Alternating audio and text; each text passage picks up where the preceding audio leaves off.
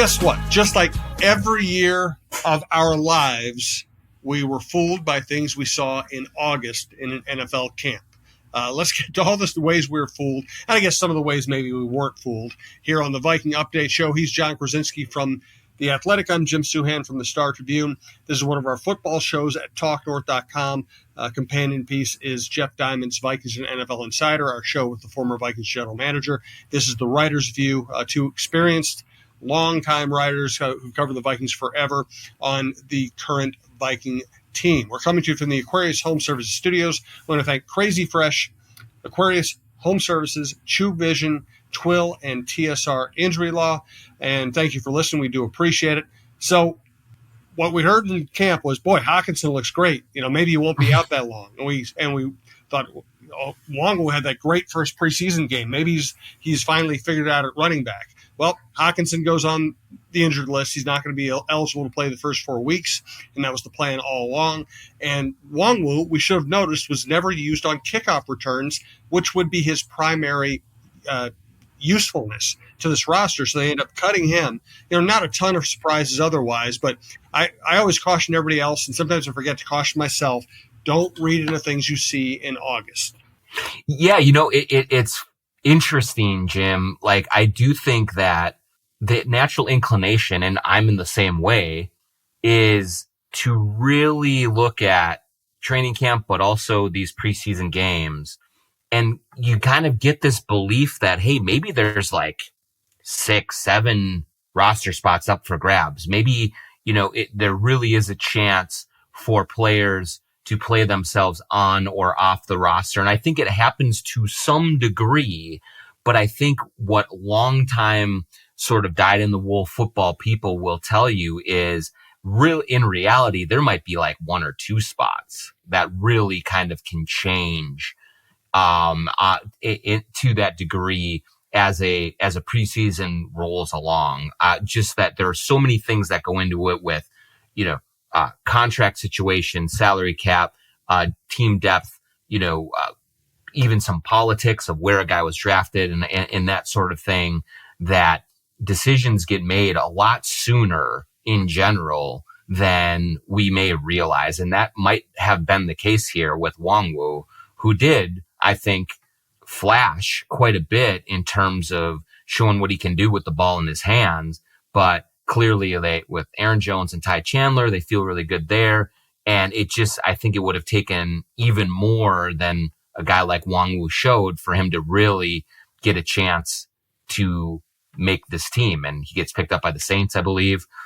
So he'll get another opportunity. But yeah, I think that in general, a lot of the roster decisions are really kind of made much earlier than we really realize. There's no doubt about it. Plus, they've been scouting. They scout these players for a year before the draft, and they see them in the off-season programs. They check in with them, and they also see them in meeting rooms and settings we don't really get to see. They have a very good understanding of who really knows how to play the position.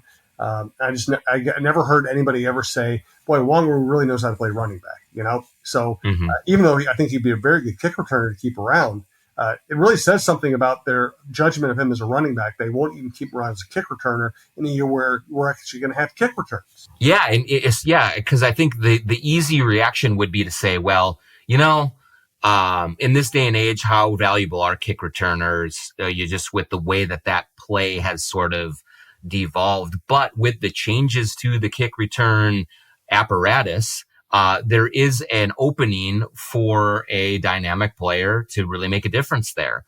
And so for a player like him who has done it at a high level, you would think that would be tantalizing. Like, oh man, let's see what he can do with the way that this new setup goes. And maybe that can be even more of a weapon for the Vikings, but they clearly made their decision, I think, believing, like you said, if they were going to keep a player like that, it was not going to be room on the roster for someone to just be primarily a kick returner, and that's your real role. Like, you have to be able to help out at running back. And I think with Jones and Chandler in particular, they felt like there just was not a path for Wongu to get on the field for any meaningful snaps, barring an injury, to justify keeping him for what he may or may not be able to do with the new kick return setup. And even though I didn't expect to see Hockenson in week 1, I wasn't sure if he was going to be on this injury list or not. Boy, I would like to maintain some modicum of optimism because it makes all this a lot more fun, and I know fans want to be optimistic. No Hockenson the first 4 weeks. Very difficult schedule the first 4 weeks. You're still incorporating Gilmore.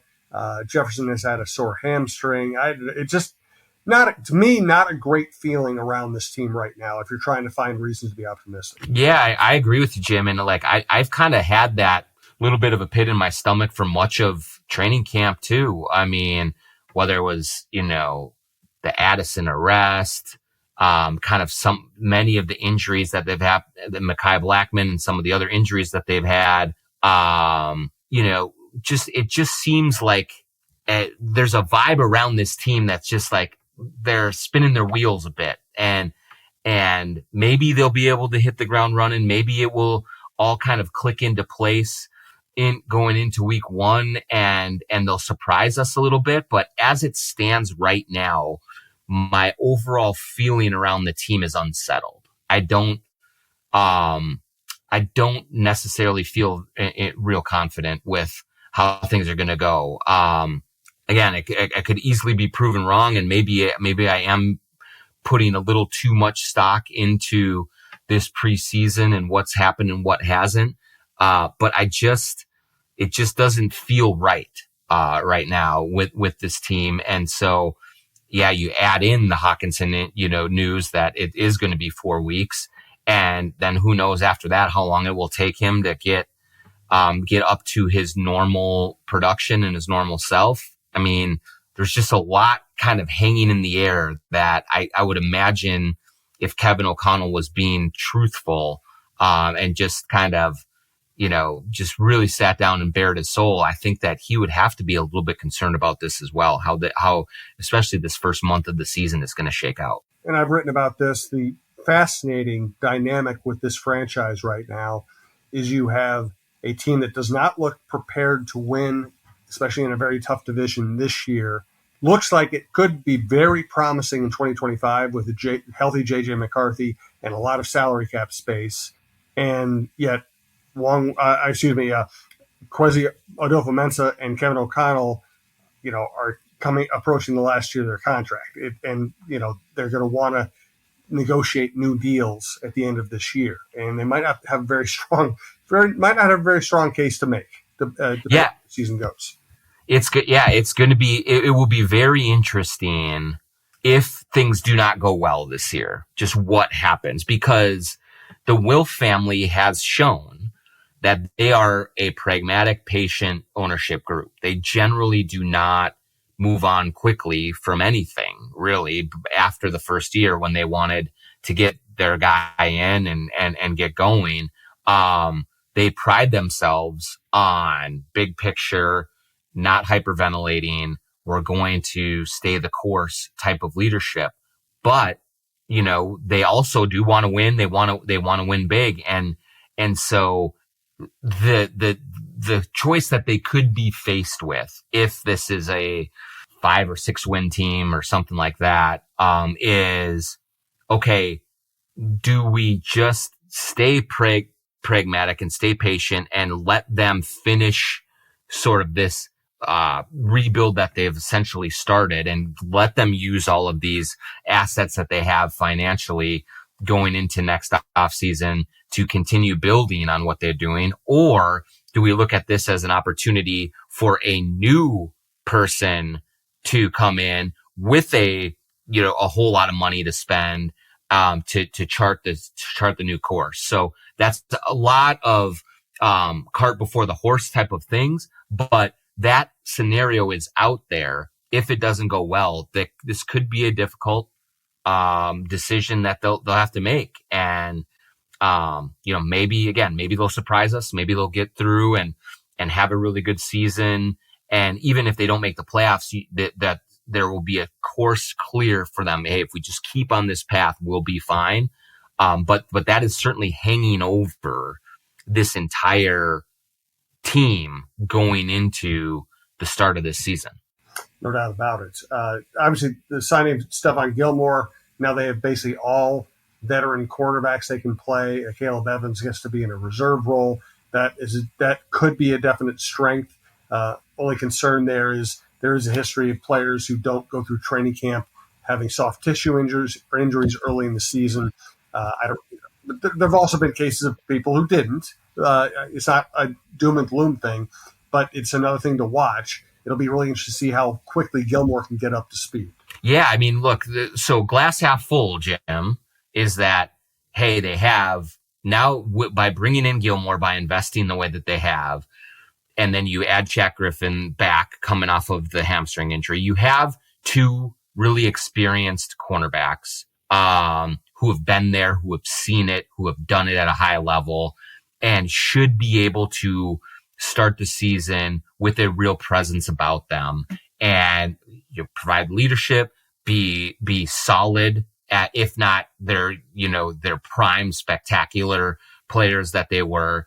You can look at that and say, all right, this was a huge question mark of a cornerback room. And now we at least have guys that we can depend on, that we know that are going to be there, that we know are not going to make huge mistakes, that we can rely on. So that's glass half full. Glass half empty is, you know what? This is the fifth team that Stephon Gilmore has been on in the last 5 years. That Shaq Griffin does have that soft tissue injury.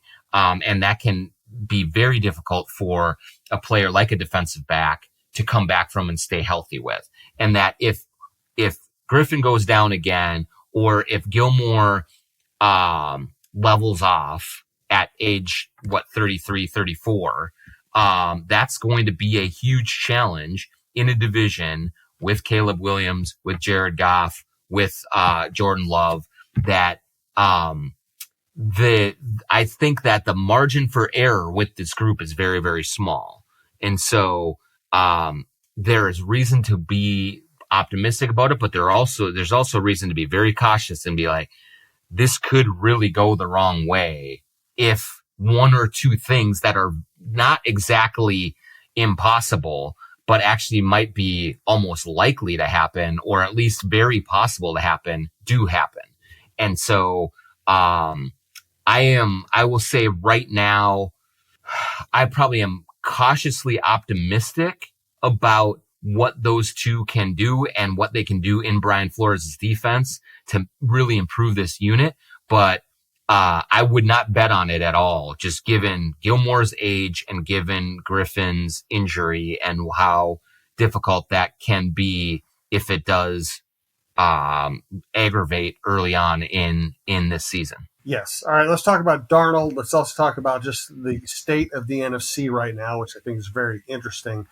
First, I want to let you know we're coming to you from the Aquarius Home Services, and we want to thank Aquarius Home Services. Scott for Aquarius Home Services. Making your life better is a huge priority for us at Aquarius. It may start with providing worry-free water or heating and cooling systems you can trust, but there's another very important reason. Aquarius is family-owned and operated. We work hard to earn the right to be recommended. That means upfront, no-surprise pricing, providing a 5-star experience, and treating your home and time with respect. And knowing we're just a click away at AquariusHomeservices.com. Also, I've been eating a lot of Crazy Fresh. Check it out. Check out this commercial. Also, check out Crazy Fresh at your local grocer.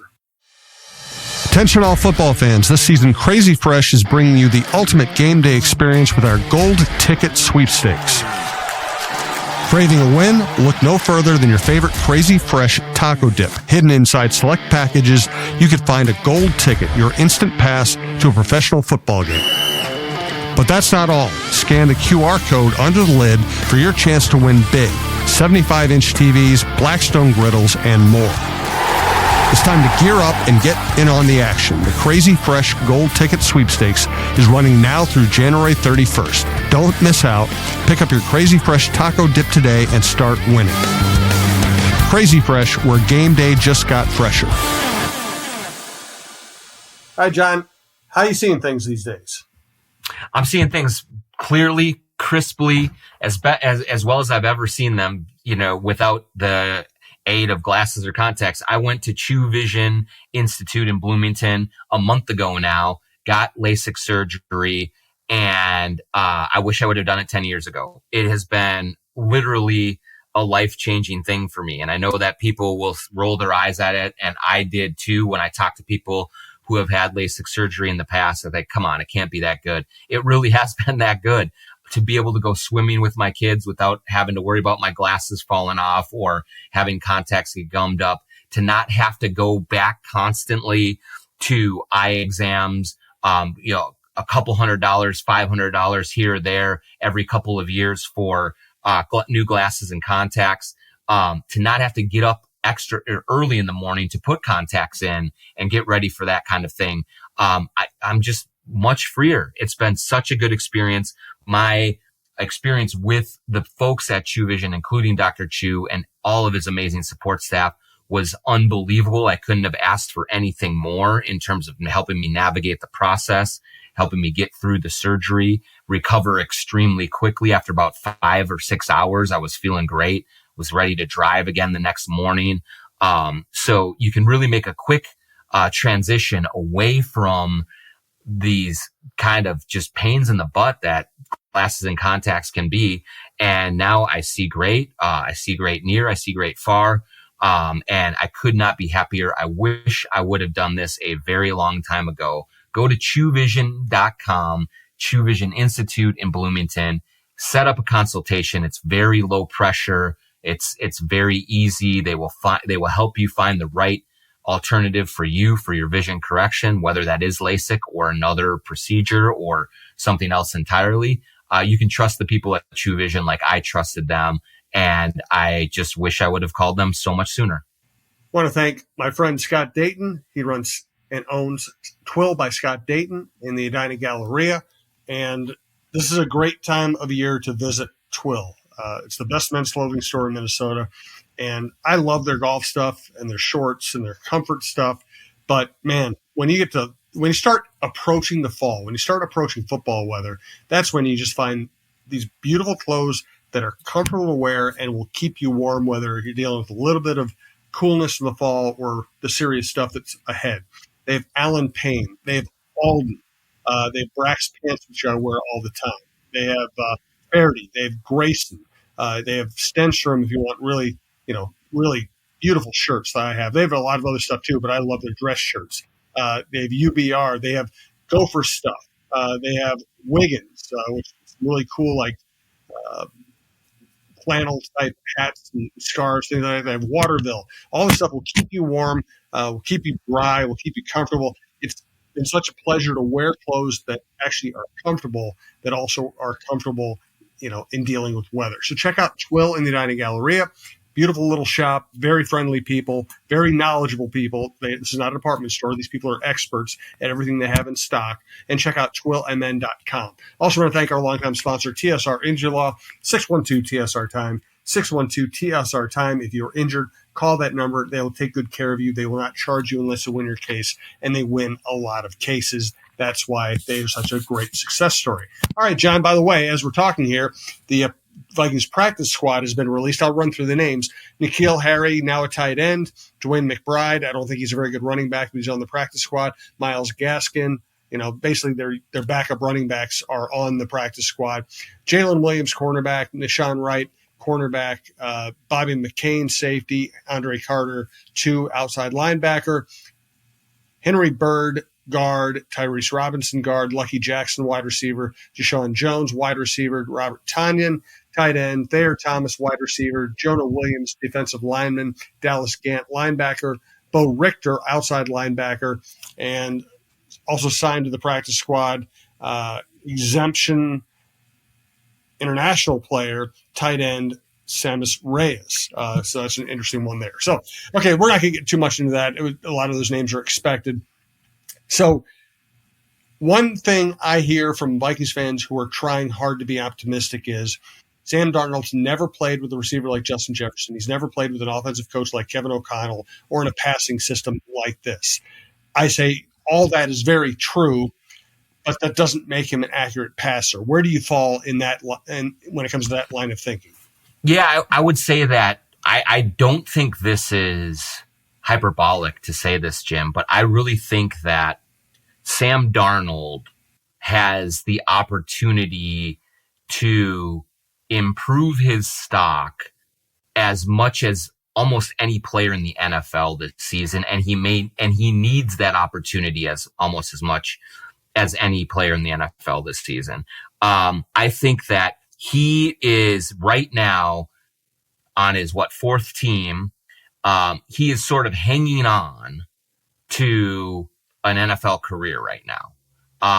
And this, I believe, will probably be his last opportunity to show that he can be a starting quarterback in this league. If this one doesn't work out, if it doesn't work out with Kevin O'Connell as his head coach, with Justin Jefferson, Aaron Jones, Hockenson eventually, Jordan Addison, a solid offensive line, if this doesn't work, I think he's going to be relegated to either career backup or maybe even have trouble hanging around this league anymore, just from what he has already put on tape, primarily with the Jets and the Panthers. So he has a chance to establish himself. If he has a good season, then that will set him up to be a starting quarterback, likely elsewhere going forward, with when the Vikings shift over to JJ McCarthy.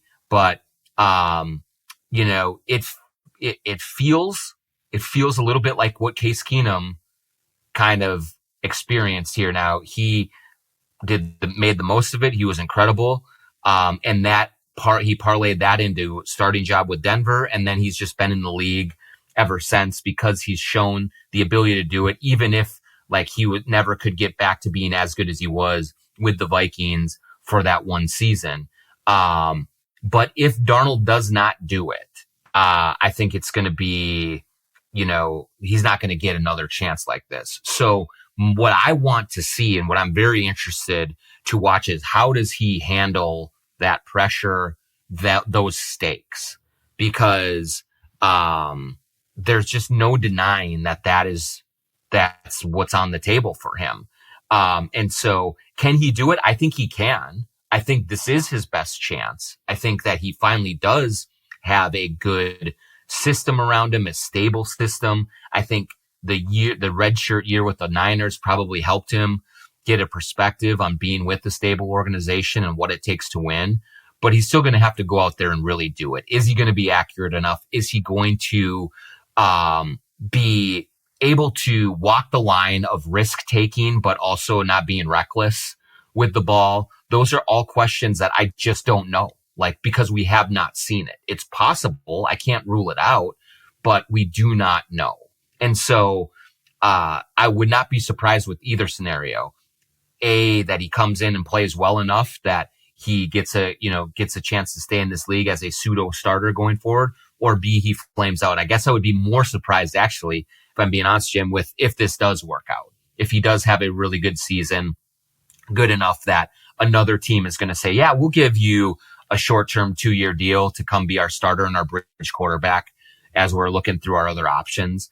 I think that would be the bigger surprise, but I also think that he is capable of doing that. Yeah, I think the odds are against it, but that's what's going to define the season. Can he do it? Because you don't want to go to the backups in this case. You need him to not only be good, you need him to be good with no McCarthy waiting the ways. You need him to be good all year.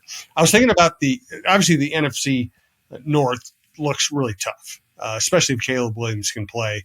The Lions are legit. It looks like to me the Packers and Jordan Love are legit. The Bears have a chance to take a major step forward, and the Vikings are up against it. What's interesting to me is I don't know that the NFC from the top down is all that scary. The Eagles could be scary, but they have to fix a lot of problems they had last year. If they fix those problems, they're scary because the roster's really good. And the 49ers, I think we all think that is the best team in NFC, but Trent Williams is still holding out. Brandon Ayuk is still holding out. Deebo Samuel is old and has taken a lot of big hits. I'm just not sure, I'm not sure how all that holds together, even though, once again, you love the roster.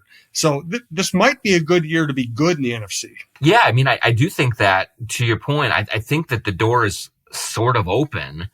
It's interesting because in one way, I do think the door is open, right? Because Philadelphia with Sirianni, with all those stakes and like the change to Kellen Moore at offensive coordinator and how that's going to all fit out. There's questions there. Dallas, I just don't ever trust in the playoffs. Maybe they'll be good in the regular season, but I don't trust them in the playoffs.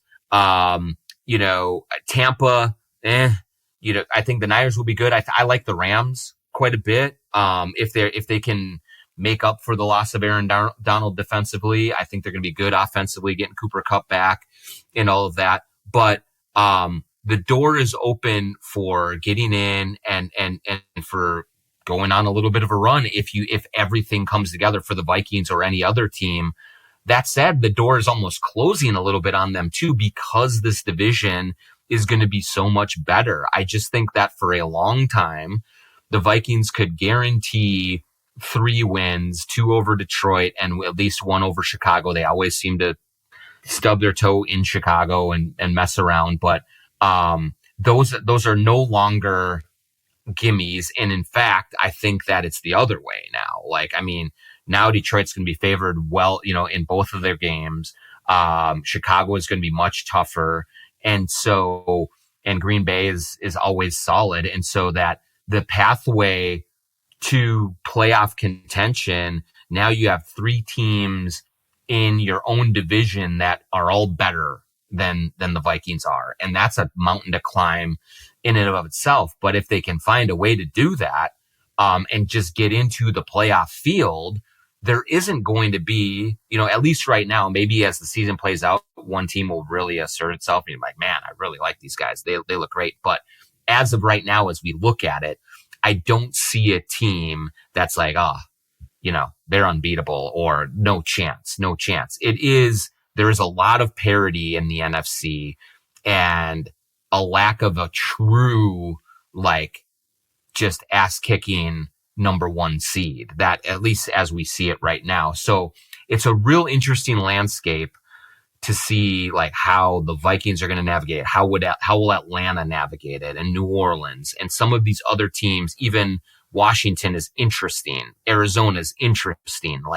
They're not teams that are going to be picked to be top 1 or 2 in their division, maybe, but also you can see them as teams that can expect to go into most weeks against NFC opponents and be competitive and have a chance to win and not back down, not be scared of it. So I think it could be messy. It could be all over the place, but it could shape up as a fun year that way. No doubt about it. It's going to be the one thing. I was talking to a Vikings official recently. He said it's going to be interesting. Something interesting is going to happen because either you're going to have quarterback crisis or you're going to have one of the stories of the year, Sam Darnold resurrecting his career. So stick with us. Next week, we will preview the Giants game. We'll talk more about the league in general, more about what the Vikings can do to get off to a fast start.